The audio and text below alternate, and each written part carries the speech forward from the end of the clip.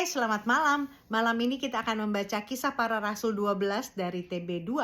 Dan judul awalnya adalah Yakobus mati, Petrus dilepaskan dari penjara. Yuk kita baca Kisah Para Rasul 12 ayat 1. Kira-kira pada waktu itu Raja Herodes mulai bertindak keras terhadap beberapa orang dari jemaat. Ia menyuruh membunuh Yakobus, saudara Yohanes, dengan pedang. Ketika ia melihat bahwa hal itu menyenangkan hati orang Yahudi, ia selanjutnya menyuruh menahan Petrus juga. Waktu itu, hari raya roti tidak beragi. Setelah Petrus ditangkap, Herodes menyuruh memenjarakannya di bawah penjagaan 4 regu, masing-masing terdiri dari 4 prajurit. Maksudnya ialah supaya sehabis Paskah, ia menghadapkannya ke depan orang banyak. Demikianlah Petrus ditahan di dalam penjara. Namun, jemaat dengan tekun mendoakannya kepada Allah. Pada malam sebelum Herodes hendak menghadapkannya kepada orang banyak, Petrus tidur di antara 2 orang prajurit, terbelenggu dengan 2 rantai. Sedangkan di depan pintu, para pengawal sedang menjaga penjara itu. Tiba-tiba berdirilah seorang malaikat Tuhan dekat Petrus dan cahaya bersinar dalam kamar penjara itu. Malaikat itu menepuk Petrus untuk membangunkannya, katanya, "Bangunlah segera."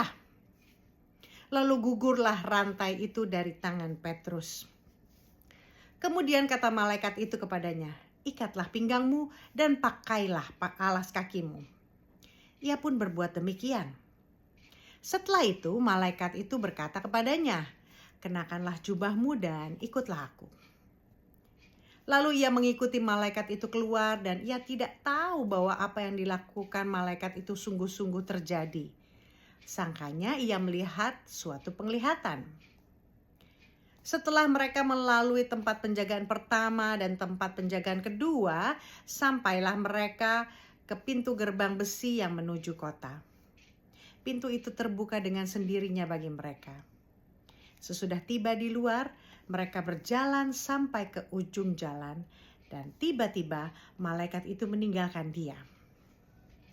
Setelah sadar akan dirinya, Petrus berkata, "Sekarang tahulah aku benar-benar bahwa Tuhan telah menyuruh malaikatnya dan menyelamatkan aku dari tangan Herodes dan dari segala sesuatu yang diharapkan orang Yahudi."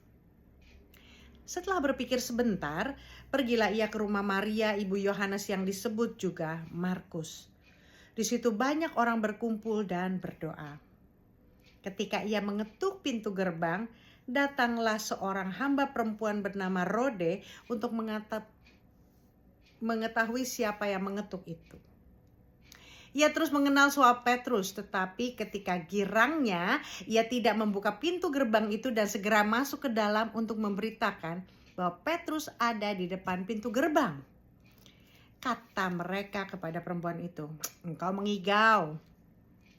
Tetapi ia tetap mengatakan bahwa benar-benar demikian.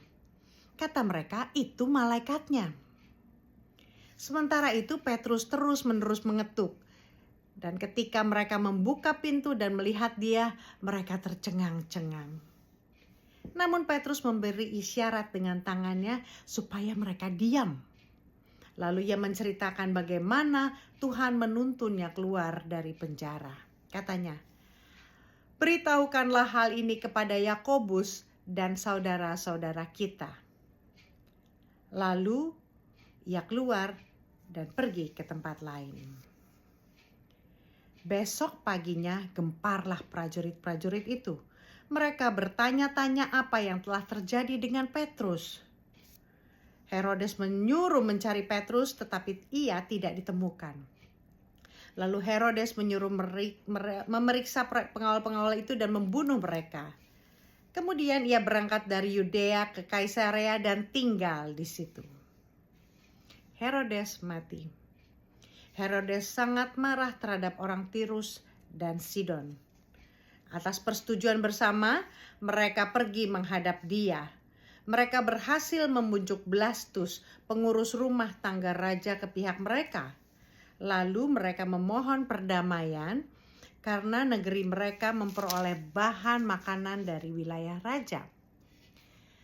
Pada suatu hari yang ditentukan, Herodes mengenakan pakaian kerajaan, lalu duduk di atas tahta dan berpidato kepada mereka. Lalu rakyatnya bersorak membalasnya, "Ini suara ilah dan bukan suara manusia." Seketika itu juga ia ditampar malaikat Tuhan karena ia tidak memberi hormat kepada Allah. Putuslah nyawanya dimakan cacing-cacing. Barnabas dan Saulus diutus. Sementara itu firman Allah semakin tersebar dan makin banyak didengar orang. Barnabas dan Saulus kembali dari Yerusalem setelah mereka menyelesaikan tugas pelayanan mereka. Mereka membawa Yohanes yang disebut juga Markus. Selamat malam.